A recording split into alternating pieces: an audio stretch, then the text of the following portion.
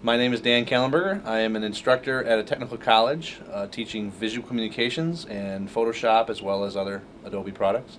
I am going to be showing you Photoshop CS2 today. Okay, from here we'll go into what are called layers in Photoshop. Let me call up my Lily images. I'm getting all the images right from the Photoshop pictures, sample pictures.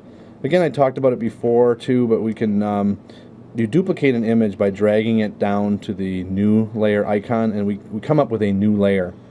What we can do is use the marquee tool. We can draw a circle around it. We can do edit, copy, edit, paste, and we get a new layer. This new layer, we can then take the background and apply some other adjustment to it. And we still have this floating layer.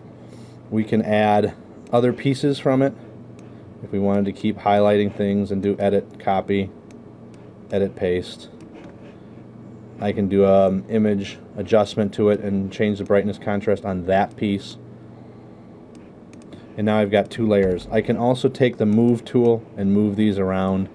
I can copy layers by dragging them to the new icon tool and continue to make more layers in Photoshop. Anytime you add text to something,